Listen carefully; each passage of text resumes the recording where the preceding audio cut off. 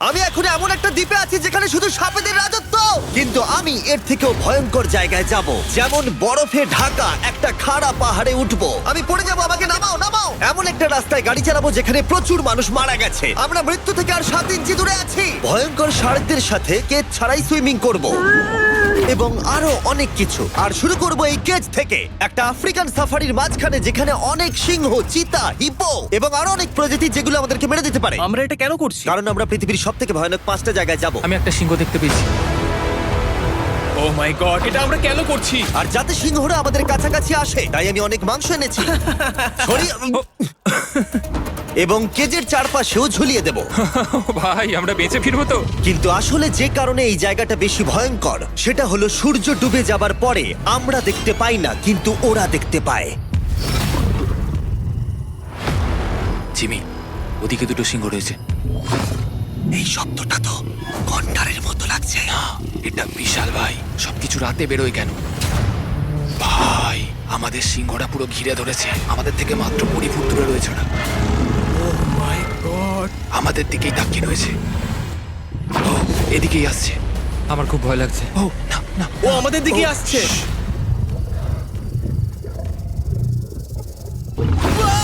সিংহগুলো আমাদের চারপাশে ঘুরেই যাচ্ছিল। আমরা হয়তো এই ভিডিওটা করতে গিয়ে মারাই যাবো। আর এটা তো সবে শুরু, কারণ এই ভিডিওতে পরের জায়গাগুলো আগের জায়গার থেকে আরো অনেক বেশি ভয়ানক হতে চলেছে। শেষে থাকবে এমন একটা দ্বীপ যেটা সম্পূর্ণ বিষাক্ত সাপে ভরা। আর এবার আমরা আইস ক্লাইম্ব করব একটা বিশাল ভয়ানক ঠান্ডায় জমে যাওয়া জলপ্রপাতে।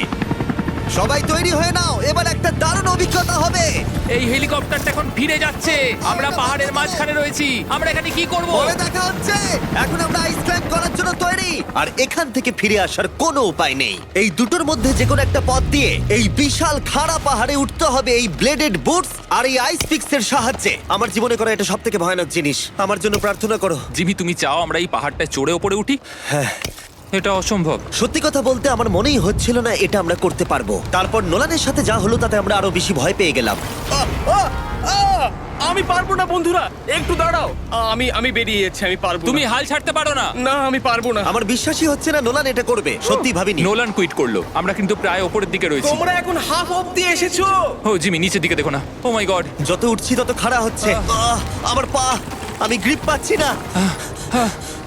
ও ও ও ও। আরে তুমি পড়ে যাচ্ছিলে? ও মাই গড,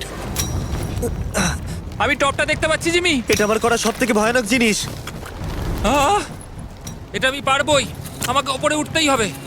দেখাও এটা কতটা খাড়া। প্রায় এসেই গেছি, হাল ছাড়লে হবে না। আর 10% বাকি। আমি এখন কাঁদতেও পারছি না, যদিও এসব করা আমার একেবারেই উচিত নয়। তুমি প্রায় এসেই গেছো জিমি। তবু আমি কোনো মতে এই জলপ্রপাতের উপরে উঠতে পারলাম। আমরা পেরেছি ভাই। আমরা পেরেছি। আহ, কিন্তু আমার মনে হয় নোলান একদম ঠিক করেছে। কিন্তু এবার আমরা দেখবো নোলান লিস্টের 3rd প্লেসে গিয়ে কি করে, যেটা অবস্থিত বলিভিয়ায়। সেখানকার ডেথ রোডে আমরা ড্রাইভ করব। আর এখন আমরা রয়েছি পৃথিবীর সবথেকে বিপজ্জনক রাস্তায়। এই জায়গাটা যে কোনো স্কাই স্ক্রিপারের থেকে অনেক বড়। আমি বুঝতে পারছি না আমরা কেন এখানে এলাম। মিথ্যে বলছি না, এই রাস্তায় অনেকজন মারা যাওয়ার কারণে এই রাস্তাটা 1 যুগ আগেই বন্ধ করে দেওয়া হয়েছিল। এই রাস্তায় গড়ে প্রতি বছর 300 জন মারা যেত, কিন্তু আমাদের কাছে গভর্নমেন্ট পারমিশন রয়েছে, তাই আমরা এই রাস্তা দিয়ে যেতে পারি। পারমিশন না পেলে খুব ভালো হতো। চিন্তা করো না, কিচ্ছু হবে না, না। আমার তো চিন্তা হচ্ছে।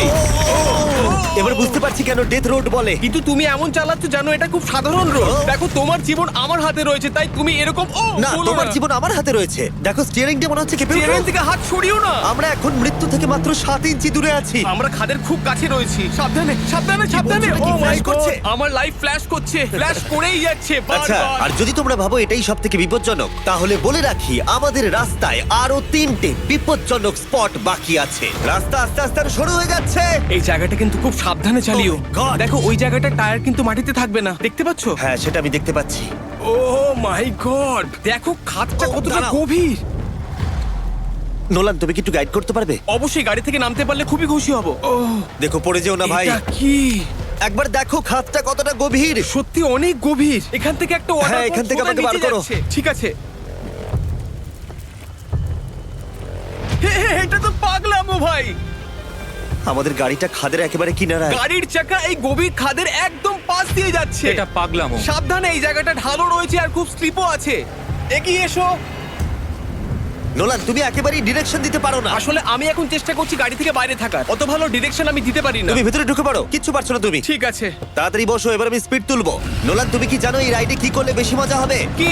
আমাদের brand new festival screamy peanut butter cup খেলে। ও, আমি ভাবলাম তুমি বলবে গাড়ি আসতে চালালে। না, ও মাই ফগ গড। অনেকটাই বেড়ে যাচ্ছে, সামনে ঠিকঠাক দেখা যাচ্ছে না। রাস্তার বেশ কিছু অংশ একেবারেই সাধারণ, কিন্তু বলিভিয়াতে ওয়েদার খুব তাড়াতাড়ি চেঞ্জ হবার কারণে হঠাৎ প্রচুর কুয়াশা মৃত্যুদূত হিসেবে সামনে চলে আসে। আরে দাঁড়াও দাঁড়াও দাঁড়াও দাঁড়াও দাঁড়াও দাঁড়াও, আমরা ধারে চলে এসেছি। আমি ভালো করেছি তো? না, আর একটু হলে কিন্তু আমরা পড়ে যেতাম। খাদের খুব কাছে আছি। ঠিক আছে, তাহলে এদিক দিয়ে বের করি। ঠিক আছে, একটু দূর দিয়ে চলো। হ্যাঁ আরে, ঠিক আছে। ওটা কিসের আওয়াজ হচ্ছে? আমরা অনেক কাছ দিয়ে যাচ্ছি। আমি ভাবলাম সবকিছু একসাথে মিক্স করি আর বের করি আমাদের নিজেদের ফেস্টিভ্যাল কাপ। এই কাপের সব থেকে ভালো জিনিস হলো আমরা পিনাট বাটার জার থেকে সরাসরি বের করে ইউজ করি। দেখো কতটা জ্যাব আছে, এটা দারুণ খেতে। এছাড়াও এর মধ্যে আমরা ফেস্টিভ্যালস চকলেট দিয়েছি। তোমরা হয়তো জানো না, ফেস্টিভ্যালস এর কৃষকদের আমরা যথেষ্ট পারিশ্রমিক দিই। আমরা ফেয়ার ট্রেড সার্টিফাইড বিন ব্যবহার করি। আমরা একেবারেই শিশু শ্রমিক সমর্থন করি না। ও মাই গড, এই তিনটে জিনিসই কোনো আমেরিকান চকলেট কোম্পানি করে না। নোলান, হ্যাঁ এক যুগ তো কেটে গেছে, দেখে নাও ব্রিজটা ঠিকঠাক আছে কিনা। ঠিক আছে। আমি শিওর হতে চাই যে এটা ভেঙে পড়বে কিনা, কারণ আমি মরতে চাই না। নোলান, ব্রিজটা পরীক্ষা করো, সব ঠিক আছে? হ্যাঁ ঠিক আছে। বিগ চকলেট তাদের কৃষকদের মজুরি কম দেয় আর শিশুদের দিয়ে কাজ করায়। শুধুমাত্র পশ্চিম আফ্রিকাতেই লক্ষ লক্ষ শিশু শ্রমিক রয়েছে যারা কোকো ফার্মে কাজ করে। তাই তোমাদের এটা খাওয়া উচিত শুধুমাত্র স্বাদে দারুণ বলেই নয়, বরং চকলেট ইন্ডাস্ট্রিকে একটা বার্তা দেওয়ার জন্য। তোমাদের কৃষকদের যথেষ্ট পারিশ্রমিক দাও আর শিশু শ্রমিক প্রতিকার করো।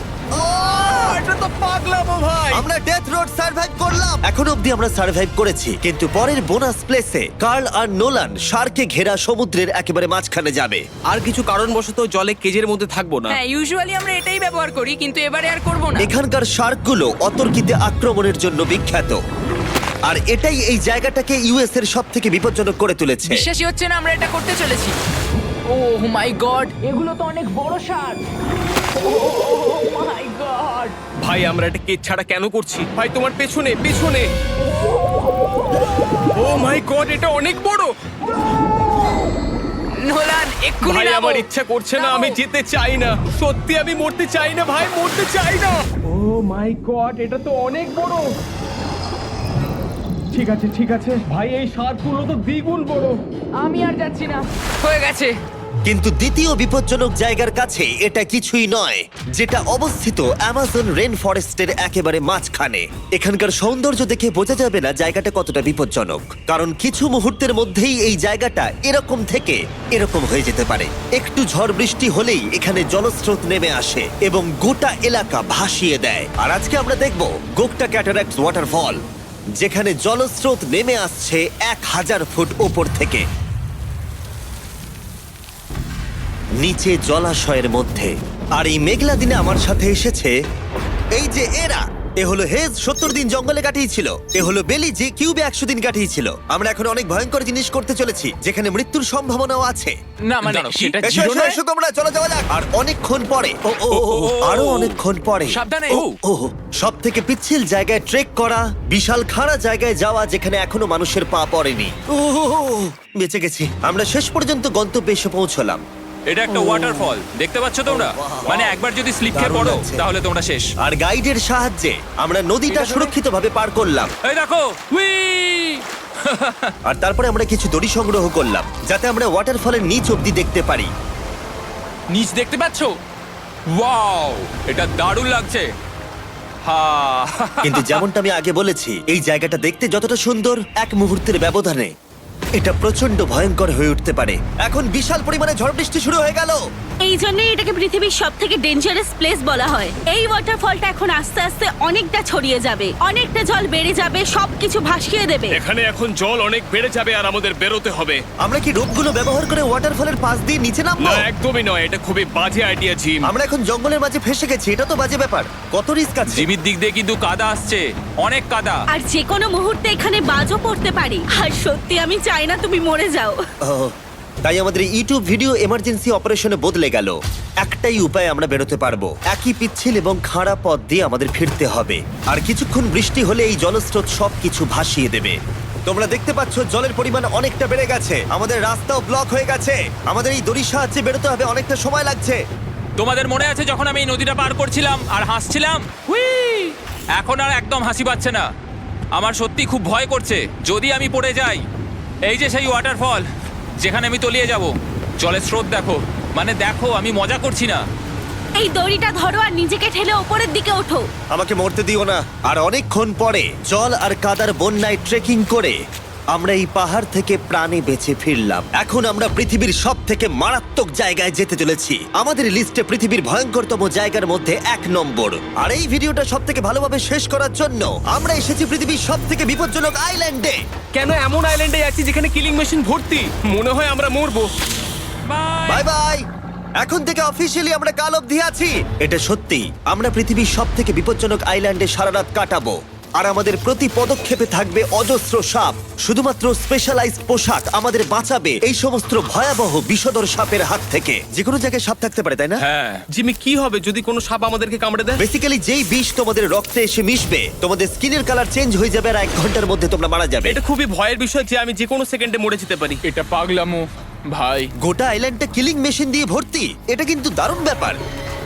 ওপর থেকে কিন্তু দারুণ লাগছে জায়গাটা। তুমি এখান থেকে পড়ে গেলে কিন্তু মরে যাবে। হ্যাঁ, সেটা আমি জানি। সবাই খুব সতর্ক থেকো। তোমরা হয়তো ভাববে স্নেক আইল্যান্ড নাম বলে এখানে হাজার হাজার সাপ ওপেন ঘুরে বেড়াবে, কিন্তু মাটিতে বসবাসকারী প্রাণীদের সাপগুলো মারার পরে ওরা এখন গাছের পাখিদের শিকার করে, কারণ এখন ওরাই একমাত্র জীবিত শিকার। এখন আমরা অফিসিয়ালি জঙ্গলে প্রবেশ করছি। যে কোনো মুহূর্তে সাপ গাছ থেকে লাফ দিয়ে আমাদেরকে কামড়াতে পারে। এতক্ষণ পায়ের চিন্তা করছিলাম, এখন তো গাছ থেকে সাপ পড়ারও আশঙ্কা রয়েছে। এটা পাগলামো ভাই।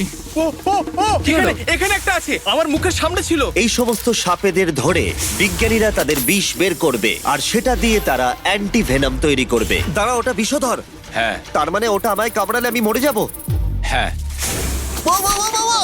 ভালো করে কিন্তু ধরে রাখবে। এটা একটা বাচ্চা। ও না না, এ তো হারিয়ে গেল। তুমি এটাকে ফেলে দিলে। না, পালিয়ে গেল। এটা পালিয়ে গেল। কিন্তু তুমি, মানুষটা সাপটাকে এমন ভাবে ফেললো যেন আমি আমার ফোন ফেলেছি। যত আমরা জঙ্গলের গভীরে ঢুকছি, ঝোপঝাড়গুলো খুব ঘন, আমি আমার সামনে 2 ফুটও দেখতে পারছি না। যে কোনো জায়গায় সাপ থাকতে পারে। আরো বেশি সাপ দেখতে পাচ্ছি। এখানে একটা ও, ও, ও। আর ওখানে একটা। এবার কিন্তু ছাড়বে না, ঠিক আছে? ঠিক আছে। তাড়াতাড়ি ভিতরে ঢুকিয়ে দাও। এই সাপের বিষ কতজন মানুষের জীবন বাঁচাতে পারে?